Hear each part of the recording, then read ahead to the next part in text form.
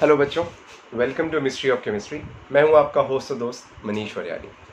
बच्चों, आज स्टार्ट करने से पहले मैं आपसे ये कुछ दो बातें करना चाहता हूं।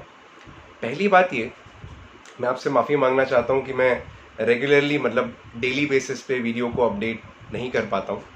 उसके पीछे काफ़ी सारे रीजंस हैं, ऑफिस के भी बहुत सारे काम होते हैं, अब सब कुछ टेक्नोलॉजिकली हैंडल करना पड़ता है, तो वाकई में काम बढ़ गया है। उल्टा घटने के बजाय लॉकडाउन में हमारे लिए तो काम बढ़ गया, राइट। उसके अलावा दुनिया में दस काम होते हैं, फिर कंटेंट अरेंज करना होता है। लेकिन फिर भी मैं अपनी तरफ से कोशिश करता हूँ कि मैं आपके पास ज़्यादा से ज़्यादा जल्दी रीच कर पाऊँ, राइट। तो मेरी यही कोशिश रहती है कि मैं रेगुलरली आपके सामने आपके काम की चीज़ आपके साथ लाता रहूँ, और मैं इस कोशिश को जारी रखूँगा। तो उसकी तरफ से अभी मैं फ़िलहाल उस तरफ से माफ़ी चाहता हूँ आपसे।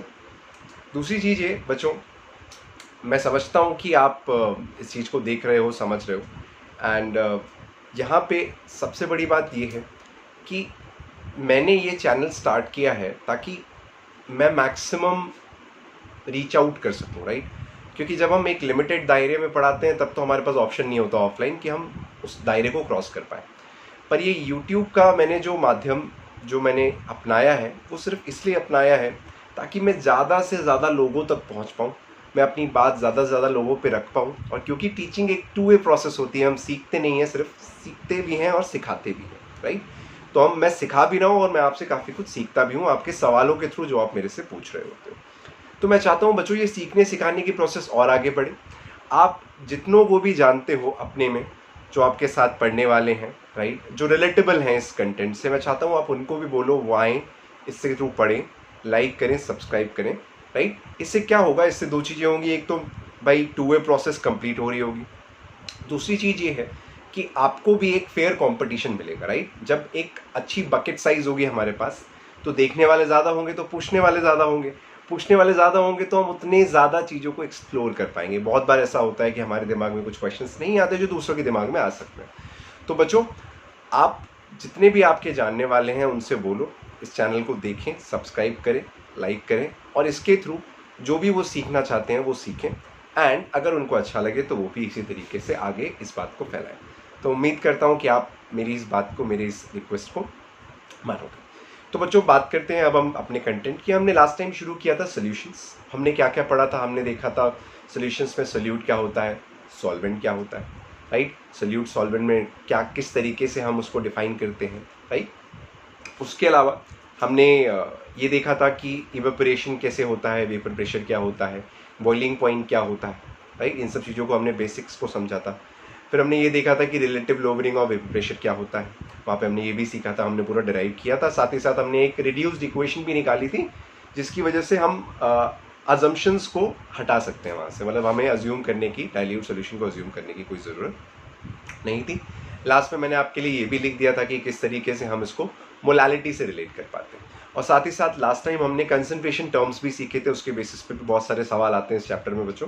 तो हमने उसको भी देखा था कि हम उसको कैसे डील करते हैं। तो उसमें molality, interconversions, normality, weight by weight, weight by volume, volume by volume, right, ppm, इन सब चीज़ों के बारे में भी हमने वहाँ पे देखा था, जो आप पहले पढ़ चुके होते। तो हमने कुछ सवाल भी उस बेसिस पे किए थे। कंटिन्यूइंग दैट, रिलेटिव लोअरिंग की बात हम कर रहे थे, तो बच्चों उस पर एक सवाल इस पे भी आता है, इसको हम कहते हैं ओस्वाल्ड एंड वॉकर मेथड। बच्चों, मैं यहाँ पे सिर्फ रेलेवेंट कंटेंट आपको दे रहा हूँ, बहुत ज्यादा पढ़ाना मेरा यहाँ पे एम नहीं है, बहुत ज्ञानी नहीं बनना हमने यहाँ पे। हमने बस उसी रेलेवेंट कंटेंट को पढ़ना है जो हमसे पूछा जाएगा, और मेरे ख्याल से वही सही भी है। तो ओस्वाल्ड वॉकर मेथड पे भी कभी कभी क्वेश्चन बच्चों पूछ लेते हैं। ये होता क्या है, उसको समझने से पहले आप कुछ बेसिक्स को समझो। मान लो मेरे पास यहाँ कोई सोल्यूशन है, राइट, मैंने यहाँ पे कोई भी सोल्यूशन बना लिया, राइट, ये कोई सोल्यूशन, और मैंने क्या किया, मैंने यहाँ से एक ड्राई एयर पास करी, ड्राई एयर जिसका अपना कोई प्रेशर नहीं है, मैंने उसको पास किया, राइट। अब ये ड्राई एयर जब यहाँ से पास होगी, तो जब ये यहाँ से निकलेगी, तो आपको पता है इसके सोल्यूशन के वेपर में भी कुछ कंपोनेंट होंगे, आपको पता है वेपर फेज में भी कुछ कंपोनेंट होंगे। तो ये ड्राई एयर उसको एब्जॉर्ब करके बाहर निकलेगी, राइट। तो आप समझ रहे हो कि ड्राई एयर इस वेपर को एब्जॉर्ब करके बाहर निकलने के बाद कुछ कंपोनेंट यहां से डिस्प्लेस कर देगी, राइट। और अगर मैं मानूं कि वो नया प्रेशर पीएस है, तो मैं कह सकता हूं वेट जो डिस्प्लेस हुआ होगा, weight displaced will be nothing but proportional to PS, वो इसके प्रोपोर्शनल होगा। भाई जितना ये ज्यादा रहा होगा उतना ज्यादा वेट डिस्प्लेस हुआ होगा, ठीक है। अब मान लो मैं इसी को एक दूसरे चेंबर के थ्रू पास करूं, भाई इसी पीएस को मैं यहां से पास करूं, मान लेते हैं ये कोई सॉल्वेंट है, ठीक। तो यहां पे भी इस सॉल्वेंट का अपने कुछ पेपर में कंपोनेंट्स हो, राइट। तो इस कंपोनेंट को अगेन ये अपने प्रेशर के अकॉर्डिंग डिस्प्लेस करेगा, और मान लेते हैं इस बार वो क्या है, पी नॉट। तो यहां से भी कुछ वेट डिस्प्लेस हुआ होगा, राइट।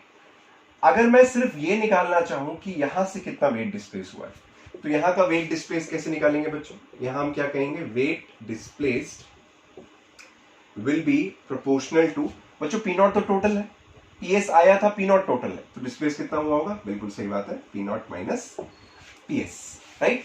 और इसको मैं अगर जाके कहीं एब्जॉर्ब करा दूं, इसको मैं कहीं जाके क्या करा दूं, फाइनली एब्जॉर्ब करा दूं, तो बच्चों एक्चुअली में एब्जॉर्ब क्या हुआ है, सो जो वेट गेन हुआ होगा, एब्जॉर्ब होने का मतलब वेट जो गेन हुआ होगा, मैं कह सकता हूं वो क्या रहा होगा, वो रहा होगा पी नॉट। चाहे तो आप इन दोनों को ऐड करके निकाल लो, चाहे आप डायरेक्टली देख रहे हो कि पी नॉट का पी नॉट जाके वहां पे एब्जॉर्ब हो गया होगा। तो ये तो कहानी है। ये कहानी मैंने आपको इसलिए समझाई क्योंकि यही कहानी हमें ऑसवाल्ड वॉकर मेथड में इस्तेमाल करनी होती है, ठीक। तो अब जरा समझते हैं ये मेथड है क्या, ठीक। कुछ इसी तरीके से हमने उस मेथड को समझना है। Okay great. तो बच्चों यहाँ पे भी क्या है, यहाँ पे भी हम एक सॉल्यूशन का कंपोनेंट बनाते हैं।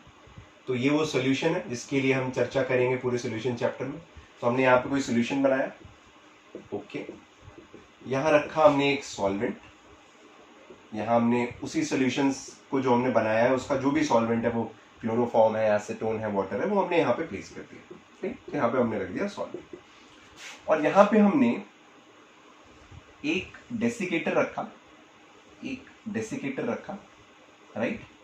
और उस डेसिकेटर में डेसिकेंट डाला जो कि हमारे रिक्वायर्ड वेपर को एब्जॉर्ब करेगा, राइट। मैंने यहां से एक ड्राई एयर पास करी, यहां पे मैंने ड्राई एयर पास करी, तो यहां से जो प्रेशर निकलेगा वो क्या होगा बच्चों, वो होगा पीएस। वो यहां एंटर करेगा तो वो यहां के डिस्प्लेस करेगा आगे जाके, ठीक। और जो यहां से डिस्प्लेस करेगा वो मैं मान लेता हूँ वो पी नॉट, ठीक। तो फाइनली जो यहाँ पे एब्जॉर्ब हो रहा होगा जाके वो भी पी नॉट होगा, राइट।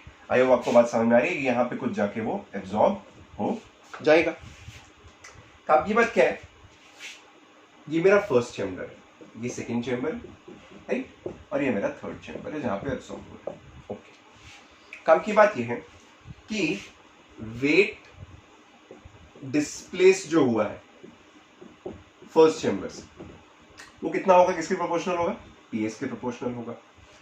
वेट डिस्प्लेस जो हुआ है सेकेंड चैम्बर से, वो किसके प्रोपोर्शनल होगा, अब आप समझ लो, पी नॉट टोटल है, पीएस आया था तो किसके प्रोपोर्शनल होगा, पी नॉट माइनस पीएस की। और ये जो यूट्यूब हमने बनाई है या जो ये डेसिकेंट हमने रखा है, तो जो वेट गेन हुआ है, वेट गेन एक्चुअली में ये यूट्यूब होती है, weight gain in U tube is proportional to P naught. I hope हमें ये बात समझ में आई। अब हमने पीछे बड़ी आसानी से इस चीज को समझा था और डिराइव भी किया था कि रिलेटिव लोवरिंग क्या होती है। रिलेटिव लोवरिंग होती है एक्चुअली में, अगर मैं यहाँ पे लिखना चाहूं तो रिलेटिव लोवरिंग बच्चों क्या होती है, रिलेटिव लोवरिंग होती है कुछ और नहीं, P not minus P S upon P not, इसी को तो कहेंगे। और ये किसके बराबर होती है, बराबर होती है mole fraction of solute which is taken as B. यही लिखा था बच्चों हमने कि relative lowering is nothing but mole fraction of solute के वो बराबर है। जितना मोल फ्रैक्शन सोल्यूट का ज्यादा, उतनी रिलेटिव लोवरिंग हमारी ज्यादा हो जाएगी, ओके। तो यहां से हम क्या सीखते हैं, यहां से मैं कह सकता हूं कि इसका रेशियो और इसका रेशियो, यही तो रिलेटिव लोवरिंग है ना बच्चों, यही तो रिलेटिव लोवरिंग है। आई होप आपको ये बात समझ में आई है। यहाँ पे सवाल कैसा बनता है मैं आपको बता देता हूँ। सवाल कैसा, डायरेक्टली ऐसा बनेगा, वो आपसे कहेगा, भैया सवाल में लिखेगा कि ऐसा कोई सेटअप है जिसको ऑसवाल्ड वॉकर, वो हो सकता है लिखे, हो सकता है ना लिखे। वो कह देगा भैया वेट डिस्प्लेस फलाना है, वेट जो डिस्प्लेस पहले चैम्बर से हुआ है वो इतना है, वेट डिस्प्लेस दूसरे चैम्बर से हुआ है वो एक्स है, और वेट जो गेन हुआ है वो वाई है। तो ये एक्स है, ये वाई है, और ये मान लो ये जेड है, राइट। तो आपको पूछेगा बता इसकी रिलेटिव लोवरिंग क्या है या इसका मोल फ्रैक्शन ऑफ सोल्यूट क्या होगा। तो आपको पता है अगर मैं इन दोनों का रेशियो ले लूं, मैं इन दोनों का अगर रेशियो ले लूं तो वो क्या आएगा, P not minus P S upon P not. और वो किसके बराबर होगा, मोल फ्रैक्शन ऑफ सोल्यूट। तो चाहे तो आप डायरेक्टली रेशियो से मोल फ्रैक्शन ऑफ सोल्यूट निकाल लो, या हो सकता है वो एक चीज मेंशन करके दूसरी चीज पूछे आपसे। तो करना कुछ नहीं है बच्चों, हमें ऐसे सवाल में सिर्फ वेट जो गेन हुआ है सॉल्वेंट फेज में, किस फेज में, सॉल्वेंट फेज में, और जो वेट गेन हुआ है यू ट्यूब में, उनका रेशियो लेना है, और उनके रेशियो से हमारी जो बात है वो बड़ी आसानी से बन जाएगी। आई होप आपको ये मेथड जिसका नाम है ऑसवाल्ड और वॉकर मेथड समझ में आया होगा। तो इसको अवॉइड नहीं करना बच्चों, इस पे से सवाल आते हैं, राइट, तो हमें वहां पे फंसना नहीं। ओके, ठीक, ग्रेट। तो बच्चों अभी हमने जो डिस्कस किया है अभी तक वो रिलेटिव लोवरिंग, या हमने डिस्कशन इसको ऐसे किया था कि जब हम नॉन वोलेटाइल को वोलेटाइल में ऐड करते हैं तो क्या होता है। तो ये कहानी थी नॉन वोलेटाइल की वोलेटाइल। ओके, अच्छा, दूसरा अब हम बात कर रहे हैं वोलेटाइल अगर वोलेटाइल में डाला जाए, मतलब दोनों कंपोनेंट क्या है बच्चों, वोलेटाइल। और साथ ही साथ मैं आपको बता दूं ये मिसेबल है। ये मिसेबल में क्या होगा वो कहानी अभी मैं बताऊंगा, पर बच्चों ये दोनों के दोनों क्या है यहाँ पे, मिसेबल। ठीक है, इमिसेबल से क्या होता है वो मैं आपको अभी बताऊंगा।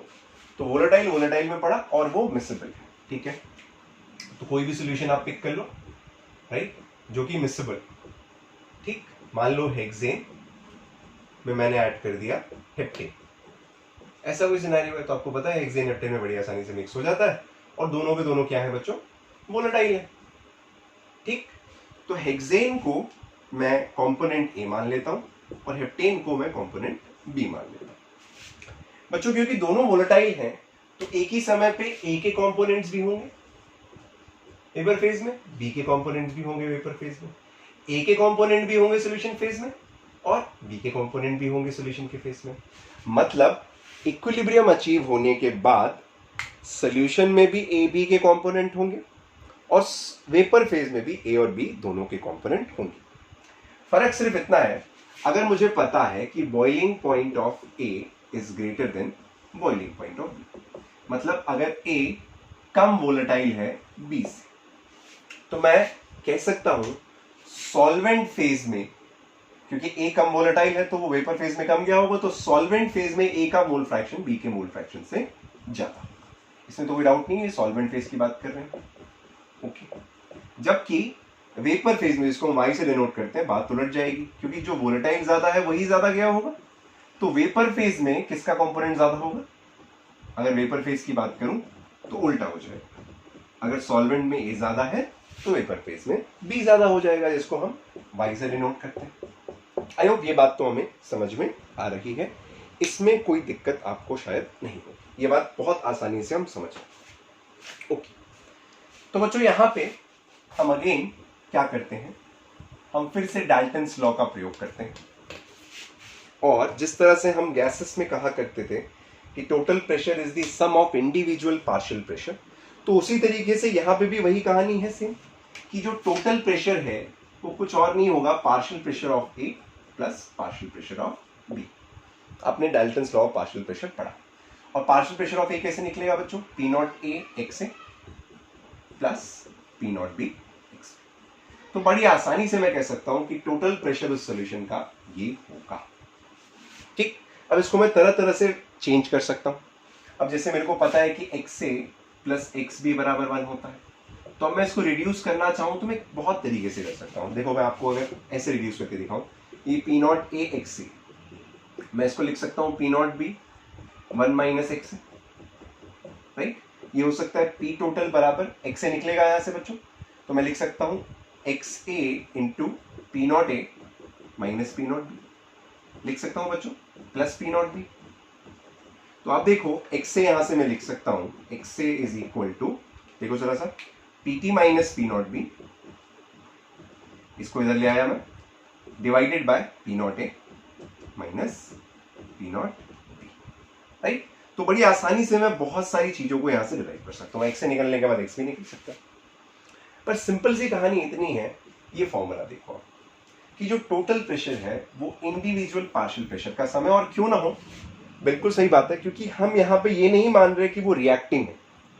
ठीक, हम non reacting non dissociating consider करते हैं, मैं आपको आगे जाके अभी बताऊंगा कि कुछ कंडीशंस है जिसको हम कंसिडर करते हैं, राइट। तो हम ऐसा नहीं मान रहे कि वो रिएक्टिंग है, ठीक, वो मिसेबल है पर रिएक्टिंग नहीं है आपस में। दोनों में बहुत फर्क है बच्चों। मिसेबल होने का मतलब ठीक है मैं घुल गया हूं, पर घुलने का मतलब हमेशा ये नहीं कि उसने वो रिएक्ट किया हो, वो रिएक्ट नहीं कर रहा, मतलब non reacting, non dissociating, non associating हम यहाँ पे कंसिडर करते हैं। आई होप आपको बात समझ में आ रही होगी। बहुत बढ़िया। तो यहाँ तक अगर सब कुछ बहुत बढ़िया है तो इस बात को थोड़ा सा और आगे लेके जाते हैं। ये बात यहाँ पे खत्म नहीं होती है। ठीक है, कैसे, चलो समझते हैं। उसको समझने से पहले आप मेरे से पूछोगे सर वेपर फेस मतलब वाई ए और वाई बी कैसे निकालेंगे? तो वाई ए वाई बी निकालना बड़ा आसान है ना भाई। वेपर फेज में ए के मोल फ्रैक्शन कितने हैं, जो भी उसका पार्शियल प्रेशर है उतना ही तो वो गया होगा, जो भी उतना उसका जो प्रेशर वो बिल्ड कर सकता है, अभी भी आपने देखा था वॉकर मेथड में, उतना ही वो वेपर फेज में जा सकता है। और क्योंकि फ्रैक्शन है तो मैं टोटल से डिवाइड कर दूंगा, तो मैं कह सकता हूँ ये कुछ और नहीं होगा पी नॉट ए एक्स से upon P total. Similarly Y B क्या हो जाएगा, वाई बी हो जाएगा हमारा P not B X B upon P total. I hope समझ में आ रही है बात। तो ये हो गया हमारे वेपर फेज कॉम्पोजिशंस। इसको भी निकाल सकते हैं, कोई दिक्कत नहीं है, बड़ी आसानी से निकाला जा सकता है। तो वेपर फेज कॉम्पोजिशंस पे कभी कभी सवाल आ जाते हैं तो वो आप डायरेक्टली ऐसे निकाल सकते हो, इसमें कोई दिक्कत नहीं होनी चाहिए। पर काम की बात ये है कि जैसे एक्स और एक्स भी वन है, वैसे आपको पता है दो कंपोनेंट है तो वाई ए और वाई बी भी वन होंगे होंगे होंगे। हाँ या ना, हाँ या ना, बिल्कुल होंगे, बिल्कुल ये बात समझ में हमें आती है। बोलो भाई। ओके चलो जी, अब काम की बात पे, काम की बात पे आते हैं। ओके, क्योंकि क्योंकि वाई ए और वाई बी का सम क्या है, वन है, वन है। और वाई ए वाई बी है क्या, वाई ए वाई बी है P not A X A upon P total plus P not B X B upon P total बराबर वन। ओके, मुझे पता है P not A X A upon P total, इसको क्या लिख सकता हूँ, P not B one minus X A, ओले ओले लिख सकता हूँ बराबर वन। ठीक, एक्स ए को अपन कॉमन ले सकते हैं, बोलो हाँ या ना, बोलो हाँ या ना। ओके, मैं लिख सकता हूँ P not A X A, P not A minus P not B X A, अभी भी लिखा था हमने, फिर से लिख रहा हूँ उसी बात को, पी नॉट बी, राइट, ऐसे ही आएगा, ऐसे ही आएगा बराबर पी टोटल।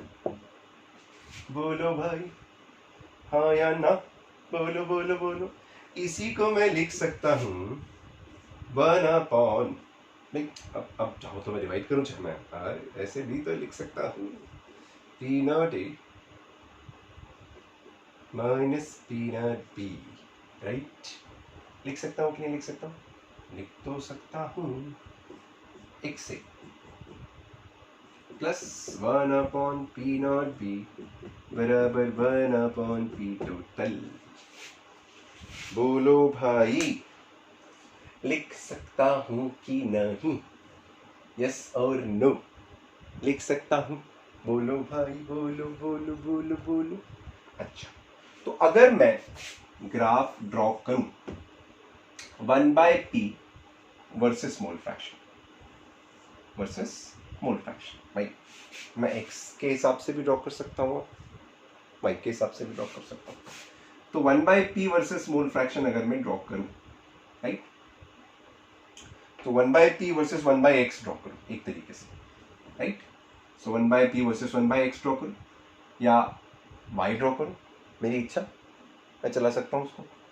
तो ऐसे मैं लिख सकता हूँ वाई ए बराबर जीरो, वाई ए बराबर वन, वाई बी बराबर वन, वाई बी बराबर जीरो, चाहे तो मैं वन बाय से ड्रॉ करूँ, ठीक, तो वन बाय लिख देता हूँ, ऐसा ऐसा चलेगा, ऐसा चलेगा, ऐसा चलेगा, बोलो भाई, ठीक, वैसे वन बाय नहीं सीधे लिख देता हूँ, चलो, क्योंकि मैं एक्स की जगह वाई को यूज कर रहा हूँ तो मैं सीधे लिख सकता हूँ, ठीक है। तो अगर मैं इसको ड्रॉ करने की कोशिश कर रहा हूँ तो कैसा आएगा ग्राफ, ग्राफ कुछ ऐसा आएगा, राइट।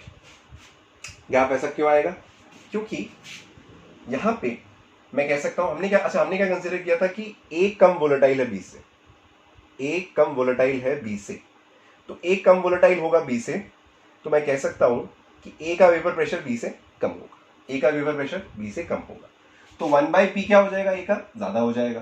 तो आप देख रहे हो यहां पे ए की वैल्यू ज्यादा आ गई है। फिलहाल ये ग्राफ देखेगा आपको, राइट, यहां पे आपको 1/p0 ऑफ बी मिलेगा, पी टोटल ऑफ बी मिलेगा। यहां आप देख सकते हो ये जो इंटरसेप्ट है वो आपको क्या देगा, ये देखो 1/p0 ऑफ बी। सिमिलरली वो 1/p0 ऑफ ए हो जाएगा, हाँ या ना। पर अपने को ना ये जो ग्राफ हम ड्रॉ किया है ना हमने 1/p वर्सेस y है, अपने को ये जचता नहीं है, बिकॉज हम 1/x वर्सेस y या 1/y वर्सेस x में इतने ज़्यादा अक्वेंटेड नहीं होते, अपने को ना ये ग्राफ ज़्यादा समझ में नहीं आते। तो मैं क्या करता हूँ, इस ग्राफ को उलट देता हूँ, मैं p वर्सेस y ड्रॉ करता हूँ इंस्टेड ऑफ 1/p, और अपने को पता है कि हम इसको बड़ी आसानी से उलट सकते हैं।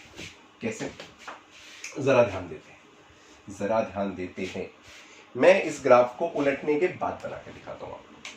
तो अगर इसी ग्राफ को मैं उलट दूं, p वर्सेस y ड्रॉ करूं, तो वाई ए बराबर 0, वाई बी बराबर 0, वाई बी बराबर 1, वाई ए बराबर, राइट, ऐसे ड्रॉ करूं तो ग्राफ उलट जाएगा। तो कैसा हो जाएगा, यस, आप बिल्कुल सही समझ रहे हो, क्योंकि मुझे पता है यहां पे वाई बी 1 है, राइट, या ऐसे करते हैं, चलो यहाँ वाई ए 1 बना लेते हैं, यहाँ वाई बी 0 बना लेते हैं, यहाँ पे, या अगर उसी हिसाब से चलते हैं, यार क्यों मैं आपको कंफ्यूज करूं, उसी हिसाब से चलते हैं।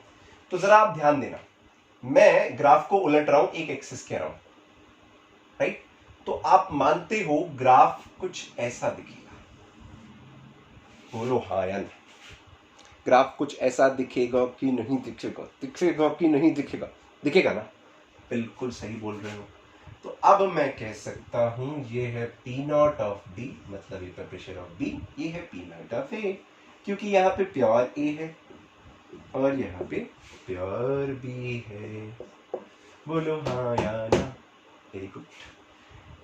और ये इसलिए क्योंकि कौन वोलेटाइल ज्यादा है, किसका बॉइलिंग पॉइंट ज्यादा है, बॉइलिंग पॉइंट A का ज्यादा है, हम ये मान के चलते हैं बॉइलिंग पॉइंट ऑफ B से। तो जो ज्यादा वोलेटाइल है उसका वेपर प्रेशर ज्यादा आएगा, जो कम वोलेटाइल है उसका वेपर प्रेशर।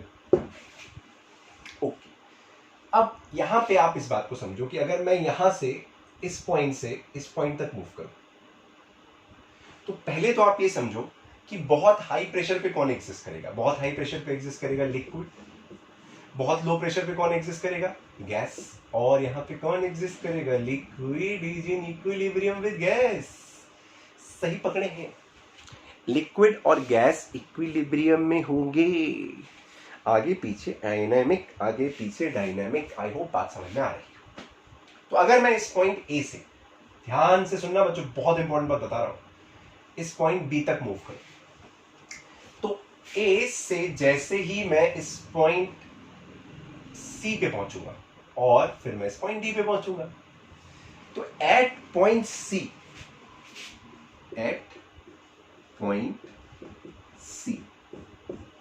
ठीक, मतलब मैं प्रेशर को कम कर रहा हूं, ध्यान देना, मैं प्रेशर को क्या कर रहा हूं, डिक्रीज कर रहा हूं, मतलब मैं इधर से इधर की तरफ मूव कर रहा हूं, मैं चाहूं तो इधर से उधर की तरफ मूव कर सकता हूं, मेरी इच्छा है, राइट। तो at pressure at point C क्या होगा, पहले आप लिक्विड फेज में थे ए में, जब आप इसके ऊपर हो तो लिक्विड में हो, जैसे जैसे आप इधर से नीचे की तरफ आओगे, इधर से नीचे की तरफ आओगे, तो आप इस पॉइंट सी को टच करोगे। At point C first bubble of vapour appears, बोलो मानते हो कि नहीं मानते हो, हाँ या ना। जैसे ही आप इस पॉइंट सी को टच करते हो तो आपको पहला बबल दिखेगा, किसका पहला बबल दिखेगा, किसका दिखेगा, अरे वेपर का, बोलो हाँ या ना। अच्छा, आप कहोगे सर अच्छा और नीचे अगर डी पे आ जाए तो, इसको रब करता हूं पहले तो मैं, डी पे क्या होगा सर, ध्यान देंगे ऊपर से नीचे आ रहा है, एट पॉइंट डी, डी पे क्या होगा, पॉइंट डी पे आते आते देखो आप डी के बाद क्या सब कुछ गैस फेस है, तो मैं कह सकता हूं at point D last drop of liquid remains, last drop of liquid remains, बोलो हाँ या ना, बोलो बोलो बोलो बोलो बोलो। बहुत बढ़िया। अब हम मान लेते हैं कि इक्विलिब्रियम में एक प्रेशर P बिल्ट हुआ था, एक प्रेशर P बिल्ट हुआ। भाई जब इक्विलिब्रियम में आएंगे दोनों तो एक एक पर्टिकुलर प्रेशर बिल्ट किया होगा इन्होंने सिस्टम में। तो अगर हमारा जो प्रेशर है, अगर हमारा ये प्रेशर जो है, ये तो इक्विलिब्रियम का प्रेशर है, तो अगर मैंने प्रेशर इस प्रेशर से ज्यादा रखा, so if P external is greater then P, एक कंडीशन ये हो जाएगी और एक कंडीशन हो जाएगी P external is less than P। तो अगर P external greater than P है, क्या एग्जिस्ट करेगा? एग्जिस्ट करेगा liquid phase, complete liquid. Less than है तो गैस फेस। और बच्चों इक्वल की कहानी तो ये दोनों है ना, तो बराबर है तो क्या एग्जिस्ट करेंगे? इक्विलिब्रियम में। और इक्विलिब्रियम में अगर आप पॉइंट सी पे हो तो first bubble of vapour appears, अगर आप पॉइंट डी पे हो last drop of liquid remains. अगर आप इधर से जाते तो एट पॉइंट डी, फिर से अब एट पॉइंट डी क्या कहते हैं आप? First bubble of liquid appears, right. अब मैं उल्टा भी लिख के दिखाता हूं, राइट। मान लेते हैं अपन उल्टा जा रहे हैं, ठीक है ना, मान लेते हैं हम उल्टा जा रहे हैं। अब पूछोगे सर उल्टा जाने पे क्या करेंगे? उल्टा ऐसे इधर से इधर जा रहे हैं, राइट। तो मैं क्या करता हूं, इस पॉइंट को x कह देता हूं, इसको y कह। एट पॉइंट x देखो, एट पॉइंट x, इस पॉइंट पे देखो। अब इधर से इधर जा रहा हूं मैं, तो यहां पे जैसे ही मैं पहुंचूंगा मैं क्या लिखूंगा? फर्स्ट, चाहे तो आप ये लिखो, कोई दिक्कत नहीं है, चाहे तो आप ये लिखो, first bubble of liquid appears, क्योंकि पहला बबल आया होगा ना उस समय। बोलो भाई हाँ है ना। इसका मतलब एट पॉइंट y, अब यहां पे बात करते हैं, इस पॉइंट पे बात करते हैं, एट पॉइंट y क्या खत्म हो रहा है? क्या खत्म हो रहा है? बिल्कुल last bubble of vapour remains. ध्यान रखेंगे बच्चों इस बात, यहां कोई गड़बड़ी नहीं करनी है आपको। मतलब इस ग्राफ तक पहुंचने के बाद आप देखोगे हम एक प्रेशर को घटाने की तरफ जा रहे हैं या बढ़ाने की तरफ जा रहे हैं। एनीवेज या तो फर्स्ट बबल आ रहा होगा या तो लास्ट ड्रॉप रह रही होगी, दोनों में से एक ही सिनेरियो यहां पे बिल्ड होगा, ठीक। इंपॉर्टेंट बात यह है कि जब फर्स्ट बबल अपीयर होगा वेपर का, उस समय लिक्विड फेज में जो कॉम्पोजिशन होगी वो एक बहुत बढ़िया खेल है, ठीक।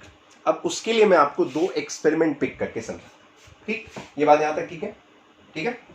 अब मैं आपको कुछ एक्सपेरिमेंट्स करके बताता हूं, देखते हैं मैं किस एक्सपेरिमेंट की यहां पे आपके साथ बात करना चाहता हूं। एक्सपेरिमेंट नंबर 1, हमने मोल्स ऑफ ए भी 1 लिया है और मोल्स ऑफ बी भी 1 लिया है, सबसे सिंपल सिनेरियो, ठीक। तो उस पॉइंट की बात करते हैं जहां पे पहला बबल वेपर का आया था। तो एट पॉइंट, कौन सा पॉइंट था बच्चों जहां पहला बबल आया था? ए का, डी। तो क्या आया था? फर्स्ट बबल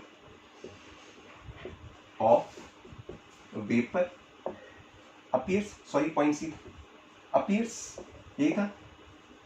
उस समय लिक्विड फेज की कॉम्पोजिशन क्या होगी? बड़ी आसानी से निकाल सकते हो। उस समय लिक्विड फेज की बच्चों कॉम्पोजिशन होगी, अगर आप मोल फ्रैक्शन के टर्म में निकालना चाहते हो तो वो होगी Na/Na प्लस Nb। तो XB क्या हो जाएगा? Simple NB/Na plus Nb। आप डायरेक्टली निकालो, इसमें आपको कोई सवाल में कुछ करने की जरूरत नहीं, आप डायरेक्ट लिखो। तो 1/1 + 1 1/2, 1/1 + 1 1/2, कुछ भी करने की जरूरत नहीं। तो इसका मतलब एट पॉइंट डी जहां पे सारा का सारा लिक्विड अब वेपर में जा चुका है, क्योंकि अब वहां पे क्या होगा? Last drop of liquid remains. ध्यान से सुनना मेरी बात को बच्चों, जब यहां पहुंच जाओगे आप, तब आप लिक्विड के मोल फ्रैक्शन को डायरेक्टली नहीं निकाल सकते, अब आप वेपर के मोल फ्रैक्शन को डायरेक्टली निकाल सकते हो। YA क्या होगा हमारा? फिर से Na/Na प्लस Nb। और YB क्या होगा? क्योंकि ऑलमोस्ट सारा का सारा वेपर में जा चुका है, Na प्लस Nb। तो गलती से भी इस पॉइंट पे लिक्विड का मत निकालना और इस पॉइंट पे वेपर का मत निकालना। वेपर का कैसे निकालेंगे सिखाता हूं यहाँ पे, और यहाँ पे लिक्विड का कैसे निकालेंगे वो सिखाता हूं, पर डायरेक्टली कभी भी गलती से यहाँ पे निकालेंगे नहीं। ओके, तो यहाँ पे ये क्या हो जाएगा? फिर से 1/2 और ये 1/2। तो पहले जो सोल्यूशन फेज में थे वो अब कंप्लीटली कहाँ पे चले आए? वेपर फेज में चले आए। तो ये 2 क्वेश्चन तो आप मुंहजुबानी कर सकते हो, ठीक। दूसरा एक्सपेरिमेंट क्या हो सकता था, मैं इसको चेंज कर दूं, मैं Na को 2 ले लूं, इसको 1 ले लूं, तो फर्क क्या आ जाता है, ये हो जाता है 2/3, ये हो जाता 1/3, ये हो जाता 2/3 और ये हो जाता 1/3। इतना ही फर्क आता, ज्यादा कोई फर्क नहीं आता। आप कितने भी एक्सपेरिमेंट ले लो, मैंने आपको यहाँ पे 2 एक्सपेरिमेंट करके बताए, राइट। तो आई होप आपको ये बात समझ में आई होगी कि हम कहाँ पे क्या निकाल सकते हैं डायरेक्ट और क्या नहीं निकाल सकते। तो जिस पॉइंट पे पहला बबल आ रहा हो वेपर का, वहां पे आप लिक्विड की कॉम्पोजिशन डायरेक्ट निकाल सकते हो, और जिस पॉइंट पे लास्ट बबल लिक्विड का रह रहा हो, वहां पे आप वेपर की कॉम्पोजिशन डायरेक्ट निकाल सकते हो, पर वाइस वर्सा आप कभी भी नहीं करोगे। ओके, ठीक है, ग्रेट, ओके। अब यहाँ पे बच्चों एक सवाल करते हैं और देखते हैं कि किस तरीके के सवाल यहाँ पे पूछे जा सकते हैं, राइट। मैं आपको एक ही सवाल में काफी कुछ सिखा देता हूँ, आपको प्रॉब्लम फेस नहीं करनी पड़ेगी, ठीक है ना, बोलो भाई। ग्रेट। सवाल क्या है, सवाल है कि Na के मोल्स 1 है, और सिंपल सवाल था, Nb के मोल्स भी 1 है। हमें सीखना है, हमें बहुत ज्यादा डेटा नहीं खेलना है यहाँ पे। और गिवन है P0A बराबर और P0B बराबर। P0A हमें गिवन है 150 टॉर्क। आई होप प्रेशर से खेलने आता है हमें। टॉर्क क्या होता है, 1 टॉर्क बराबर 1 mm ऑफ Hg होता है, और P0B है 600 टॉर्क। ये इनके सॉल्वेंट्स के अपने इंडिविजुअल वेपर प्रेशर्स हमें गिवन है। सबसे पहले वो हमसे ये पूछ रहा है कि मुझे बता calculate pressure when first bubble of vapour appears. इसका मतलब आप समझ रहे हो, वो ऊपर से नीचे आ रहा है। तो calculate the pressure when first bubble appears. So calculate P when first bubble, पहला बबल ऑफ वेपर अपीयर्स, ये कह रहा है हमसे, ठीक है ना। तो बच्चों उसका प्रेशर निकालने के लिए अब हमें यहाँ प्रेशर बोलना है, मोल फ्रैक्शन नहीं बोलना। कह रहा है calculate B when first bubble of vapour appears. Okay, अब हम सबको पता है वाई बी बराबर क्या होगा, P0A P0B XB upon P2, and Y A बराबर क्या होगा, P0A XA अपॉन P2। एक तो ये पता है हमें, जिसके थ्रू मैं कह सकता हूँ, मुझे ये भी पता है कि वाई ए प्लस वाई बी बराबर 1 होता है, तो मैं कह सकता हूँ P0A XA upon P total plus P0B XB upon P total बराबर 1। तो यहाँ से आप फिर से वही बात पे पहुंच जाते हो कि P टोटल कुछ और नहीं होता, P0A XA plus P0B XB। ये बात तो आपको पता है, मैं डायरेक्टली भी लिख सकता था, फिर भी आपको मैंने एक तरीका और दिखा दिया, आप ऐसे भी प्रूव कर सकते हो। ओके, मतलब इधर से उधर हम कभी भी मूव कर सकते हैं। और बेस्ट पार्ट क्या है, इस जगह पे हम क्या निकाल सकते हैं डायरेक्टली, इस जगह पे हम निकाल सकते हैं x से, हो जाएगी 1/1 + 1 1/2, और x भी कितना हो जाएगा 1/2। ये तो पता है, P0A भी पता है, P0B भी पता है, XA भी पता है, XB भी पता है। तो लो जी, P टोटल निकालना कौन सी बड़ी बात है। P0A 150 into n/2 plus P0B 600 into n/2 75 plus 300, that sums up to be 375 dollar. कुछ नहीं करना था, बड़ी आसानी से आ जाएगा। ये पता है, ये पता है, ये पता है, लगाओ फॉर्मूला, निकालो 100। बात समझ में आई, बोलो हाँ या ना, हाँ या ना, हाँ या ना, बहुत बढ़िया। अब बच्चों वो वाली बात जो आपके जहन में अभी तक आ तो गई होगी, और वो बात ये है कि सर जिस समय पहला बबल वेपर का अपीयर हो रहा है, उस समय हम लिक्विड का कॉम्पोजिशन तो डायरेक्टली निकाल ले रहे हैं, 1/2 या 1/Na/Na+NB। मान लो दूसरा सवाल मैं आपसे पूछता हूँ, कैलकुलेट द कॉम्पोजिशन। इसी पॉइंट पे जब पहला बबल आया, इसी की बात कर रहा हूँ, जब पहला बबल आया तो उस समय वेपर में क्या कॉम्पोजिशन होगा, वो कैसे निकालेंगे। Calculate the composition of vapour face when first bubble of, तो अपने को क्या निकालनी है, कॉम्पोजिशन ऑफ वेपर फेस। बच्चों कोई डिफिकल्ट नहीं है, आप समझ तो गए हो अभी तक कैसे निकालेंगे। जब क्या हो रहा हो, फर्स्ट बबल आ रहा हो वेपर का, फर्स्ट बबल आ रहा हो वेपर का, तो यहां पे डायरेक्टली हम लिक्विड का तो निकाल लेते, उसका कैसे निकालेंगे, ये रहा ना बच्चों फॉर्मूला, तो आप समझ ही गए हो। वाई ए बराबर क्या होगा, P not A X A upon P total तो निकाल चुके हैं हम। वाई बी बराबर क्या होगा, P not A P not B X B upon P total. P not A कितना है, P not A 150, X A कितना होता है इस जगह पे 1/2, पी टोटल कितना है हमारे पास 375, P not be 600 1/2 upon 375। I hope आप इसको निकाल सकते हो। और जब आप ऐसा करते हो, ठीक है ना, जब आप इसको इस तरीके से सॉल्व करते हो तो आपको देखने को मिलेगा वाई बी और वाई, राइट। तो इसको आप जब सॉल्व करते हो 275, राइट, सॉल्व हो जाएगा बिल्कुल 2300, ठीक। तो ये कितना आएगा 75 पचे, तो ये हो जाएगा 1/5 और ये हो जाएगा कितना 4/5। कुछ भी करने की जरूरत नहीं है बच्चों, यहाँ पे आप देखो, लेकिन ध्यान दो ये 1/2 और 1/2 नहीं है, मैंने आपसे कहा था यहाँ पे हम निकालनी पड़ती है हमें, ये 1/2 और 1/2 नहीं होगा।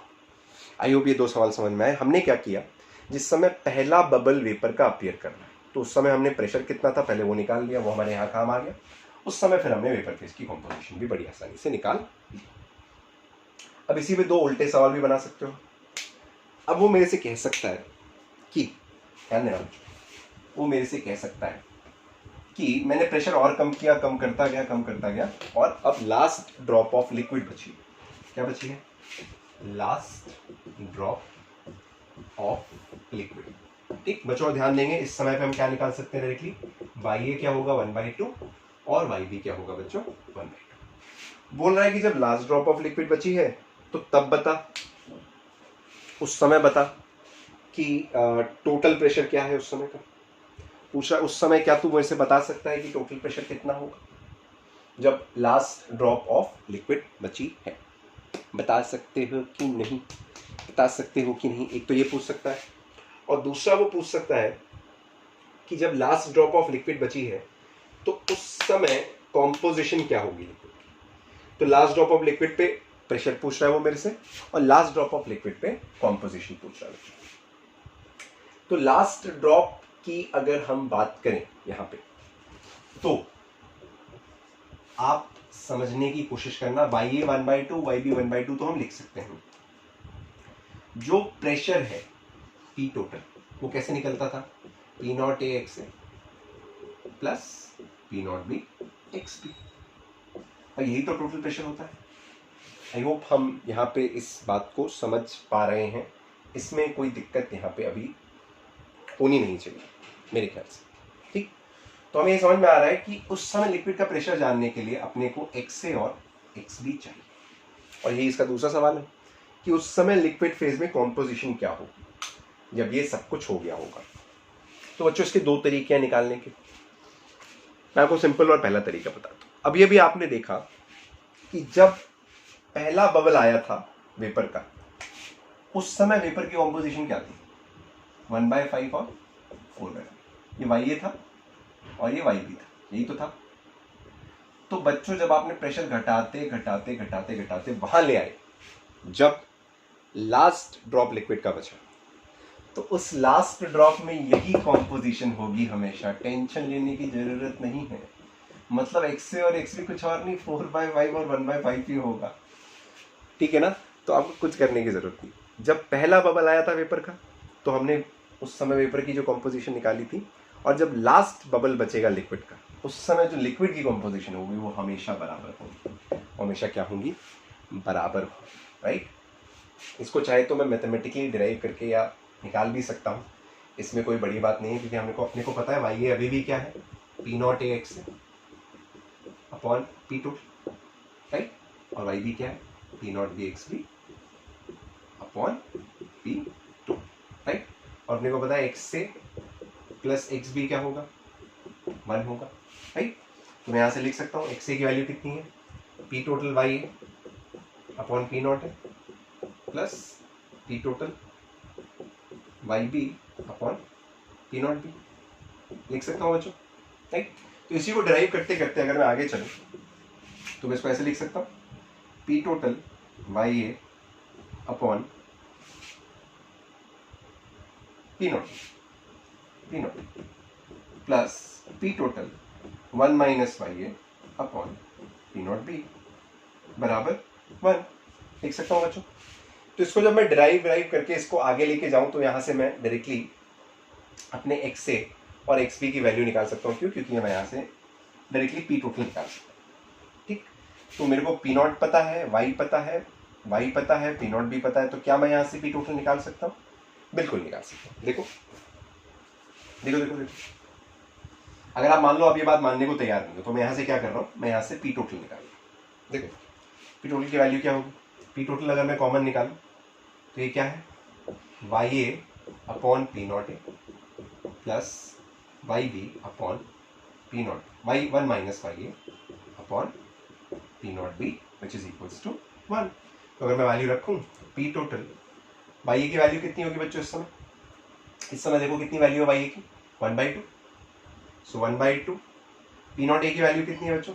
पी नॉट ए की वैल्यू है 150 into 150 plus 1 minus Y A की वैल्यू कितनी होगी बच्चों? फिर से 1/2। पी नॉट बी की वैल्यू कितनी है बच्चों? 600 and that should be equals to 1।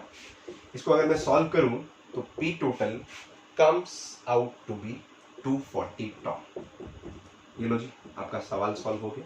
आपसे पूछा था कि इस समय टोटल प्रेशर कितना होगा, तो इस समय टोटल प्रेशर कितना होगा बच्चों? ये। अगर आप मान लो, मैं कह रहा हूं, मैं एज्यूम कर रहा हूं कि आप इस बात को मानने को तैयार नहीं, तो मैं इसको प्रूव करने की तरफ चाहूँ। तो इस समय मैंने क्या किया, मैंने सबसे पहले आपके लिए पी टोटल निकाल दिया। ठीक, तो पी टोटल कितना आ गया बच्चों? 240 टॉ। ये तो ठीक है। अगर इस समय टोटल प्रेशर 240 टॉर है, ठीक है ना, इस समय टोटल प्रेशर 240 टॉर है, ठीक, तो अभी मैं इस बात को प्रूव कर देता हूँ। ध्यान दो, मेरे से ये पूछा भी गया है कि उस समय लिक्विड की कॉम्पोजिशन क्या होगी। 240 टॉर है, मुझे पता है वाई ए कितना होता है, P not A X A upon P total. तो एक्स ए कितना हो जाएगा, अभी अभी हमने लिखा था वाई ए इंटू पी टोटल, थोड़ा सा बच्चों मैथमेटिक्स इन्वॉल्व है, बेयर करना, इंटू पी नॉट है। ठीक, ये सवाल खास करके मैं जेई वालों के लिए बता रहा हूँ, नीट में उतना खासा पूछा नहीं जाता, तो जेई वाले थोड़ा खासा ध्यान देंगे, नीट वाले ध्यान दे सकते हैं क्योंकि कॉन्सेप्ट बहुत अच्छा है। वाई ए कितना है हमारा, फिक्स है, वाई ए है हमारा 1/2। पी टोटल कितना है हमारा बच्चों? 240, ध्यान देंगे। और पी नॉट ए कितना है? पी नॉट ए आपका 150, यही तो है। तो अब ध्यान दो, ये हो गया तुम्हारा 120। ठीक, बात समझ में आई? हाँ है ना? बोलो भाई, बोलो भाई, बोलो भाई। सॉरी मैंने गलत लिख दिया ना, उल्टा हो जाता है, जो पहले वाई बी था वो एक्स ए बन जाता है और जो पहले वाई ए था वो एक्स बी बन जाता है, ये मैंने उल्टा लिख दिया। ओके, अब जरा ध्यान दो, एक्स ए कितना होगा, यहां से अगर मैं कैलकुलेट करूं तो एक्स ए की वैल्यू कैलकुलेट करूं, 120 अपॉन 150 कितना होता है? हम सबको पता है इसकी वैल्यू होती है 4/5। मैं कह सकता हूं एक्स बी कितना होगा, 1/5। आई होप आपको ये बात यहाँ पे समझ में आई है। बोलो हाँ या ना, बोलो हाँ या ना, बोलो हाँ या ना। वेरी गुड, बहुत ही बढ़िया। तो आप चाहो तो डायरेक्टली उलट दो, आंसर आ जाएगा, एक तरीका ये हो गया। वरना आपको पता है अगर उलटने के बाद तो प्रेशर हम डायरेक्टली निकाल सकते हैं, वरना मैंने आपको पहले प्रेशर निकाल के दिखाया है और फिर मैंने क्या किया, फिर मैंने आपको प्रूव किया कि ठीक है भैया, उस समय वो कंसंट्रेशंस क्या हो जाती हैं, उलट जाती है। आई होप आपको ये 4 सवाल बच्चों समझ में आए होंगे। ठीक, नहीं समझ में आए तो वीडियो वापस, आपके पास ऑप्शन है, आप पीछे जाओ, वापस जाओ, फिर से देखो मैंने क्या बोला, उसको सुनो ध्यान से, और फिर भी समझ में ना आए तो कमेंट बॉक्स में लिख दो कि किस जगह पे प्रॉब्लम है, वो मैं देख लूँगा। राइट, नेक्स्ट वीडियो में मैं आपको वहाँ पे क्लेरिफाई कर दूँगा। यहाँ बच्चों एक 5वां सवाल भी पूछा जाता है, 5वां सवाल भी यहाँ पे पूछा जाता है। 5वां सवाल वो कभी कभी कह देता है, जैसे कि मैं आपसे सवाल पूछूं कि मान लो मैंने इसमें से 1 मोल ऑफ ए को एवोपरेट कर दिया, 1 मोल ऑफ ए को ऐसे उड़ा दिया मैंने यहाँ से, तो उस केस में फाइनल प्रेशर क्या होगा? तो बच्चों ऐसा जब भी सवाल आए तो इसका एक डायरेक्ट फॉर्मूला बता देता हूँ मैं, वो होता है पी टोटल बराबर P not a into P not be. ये फिक्स है फॉर्मूला, 1 अपॉन जो भी मोल फ्रैक्शंस गिवन है वो हमारे 1 और 1 थे, मतलब जनरली लिख रहा हूँ एन ए और एन बी। वो कह रहा है 1 मोल मैंने ए को उड़ा दिया तो टोटल प्रेशर क्या होगा? तो आप देखो P total, P not A कितना है हमारे पास 150, पी नॉट बी कितनी है हमारे पास 600, इसकी वैल्यू क्या है 1 अपॉन 1 प्लस 1। तो बेसिकली अंडर रूट निकालना है हमने इनका, तो अंडर रूट ऑफ 150 इंटू 600। और बच्चों हम इसको बड़ी आसानी से कैलकुलेट कर सकते हैं और इसकी वैल्यू निकल के कितनी आती है, बड़ी आसानी से 300। ठीक, तो मैं चाहता हूँ आप सब चीज़ों के अलावा एक ये फॉर्मूला भी यहाँ पे ध्यान रखो। बोलो जी, क्या यहाँ तक की सारी बातें ठीक हैं और समझ में आती हैं? हाँ या ना? चलो ग्रेट। तो मैं मानता हूँ आपको ये बात समझ में आई होगी। तो हमने यहाँ पे क्या सीखा? हमने दो केसेस सीखे। दो केसेस क्या सीखे? हमने देखा कि जब नॉन वोलेटाइल वोलेटाइल में जाता है तो P not minus P S upon P not relative lowering होती है, जो कि मोल फ्रैक्शन ऑफ सोल्यूट के बराबर। ठीक, जबकि वोलेटाइल वोलेटाइल में जाता है तो टोटल प्रेशर हम कैसे निकालते हैं? P not A plus P A plus P B which is nothing but P not A X plus P not B X. और ये था मिसेबल वोलेटाइल में, पर ये कौन सी कंडीशन थी? मिसेबल। ठीक, हमने यही देखा। पर बच्चों ये कुछ और नहीं है, राउल्स लॉ के दो फॉर्म है। ये भी राउल्स लॉ है, कंफ्यूज मत होना, ये भी राउल्स लॉ है। ये कौन सा राउल्स लॉ है? जब नॉन वोलेटाइल मैंने शुरू में दिखाया था आपको, किस में जा रहा है? वोलेटाइल में जा रहा है। और ये कब का है? जब वोलेटाइल में जा रहा है। ठीक है बच्चों, बात समझ के रखना। तीसरा, मान लो दोनों वोलेटाइल हैं, ठीक, दोनों वोलेटाइल हैं पर इमिसिबल है। तो बच्चों ऐसे सिनेरियो में जब इमिसिबल है, जैसे मान लो मैंने CCl4 डाल दिया वाटर में, तो CCl4 वाटर मिसिबल नहीं होगा। ठीक, तो जब इमिसिबल है बच्चों तो उनका अपना अपना मोल फ्रैक्शन होगा, और जब इंडिविजुअल मोल फ्रैक्शन है तो x से भी 1 होगा, x भी 1 होगा, क्योंकि मिसिबिलिटी तो है ही नहीं। तो काय का फ्रैक्शन, वो भी अपना पूरा प्रेजेंट है, ये भी पूरा प्रेजेंट है। तो मैं कह सकता हूँ पी टोटल क्या होगा? P not a into 1 plus P not be into 1 which is nothing but P not A plus P not be. मतलब दोनों के पार्शियल प्रेशर का नहीं, दोनों के सॉल्वेंट के प्रेशर का सेट डायरेक्टली कर सकते हैं जब इमिसिबल है। तो यहाँ से एक बात तो समझ में आती है बच्चों, वो बहुत इंपॉर्टेंट बात है, ध्यान देना है। जब दोनों इमिसिबल हैं तो जो सिस्टम का प्रेशर है, मान लो एक का 300 है एक का 600 है, तो दोनों का सम आएगा 900 आएगा। मतलब सिस्टम का प्रेशर हमेशा दोनों प्रेशर से ज्यादा आएगा। इमिसिबल है तो दोनों का प्रेशर सम होके नेट प्रेशर को बढ़ा देता है, और प्रेशर जब भी बढ़ता है तो बच्चों बॉइलिंग पॉइंट क्या हो जाता है? बॉइलिंग पॉइंट क्या हो जाता है?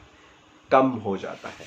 तो मैं कह सकता हूं कि जब भी दो इमिसिबल लिक्विड्स होंगे, ठीक, मान लो CCl4 है, मान लेते हैं एक पल के लिए, मान लेते हैं इसका 60 डिग्री सेल्सियस बॉइलिंग पॉइंट, और वाटर का सबको पता होता है 100 डिग्री सेल्सियस होता है, राइट? क्योंकि दोनों का नेट प्रेशर इंडिविजुअल से ज्यादा है, तो मैं कह सकता हूं इंडिविजुअल प्रेशर से नेट प्रेशर ज्यादा है। तो नेट प्रेशर ज्यादा होने की वजह से जो पहले यहां था दोनों का इंडिविजुअल अपना अपना, दोनों का मिला यहां पहुंचा, तो आप देख रहे हो बॉइलिंग पॉइंट कम हो जाएगा। ठीक, इसका मतलब दो इमिसिबल लिक्विड्स का बॉइलिंग पॉइंट हमेशा उनके इंडिविजुअल बॉइलिंग पॉइंट से कम आएगा।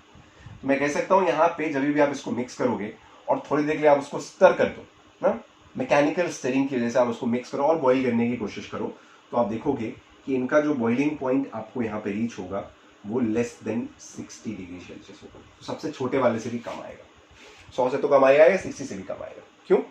क्योंकि दो इमिसिबल लिक्विड्स का नेट प्रेशर इंडिविजुअल प्रेशर्स का सम है, वो ज्यादा है, ज्यादा होने की वजह से उसका बॉइलिंग पॉइंट कम है। जबकि मिसिबल लिक्विड्स के केस की कहानी क्या है? मिसिबल लिक्विड्स में आपको हमेशा बॉइलिंग पॉइंट जो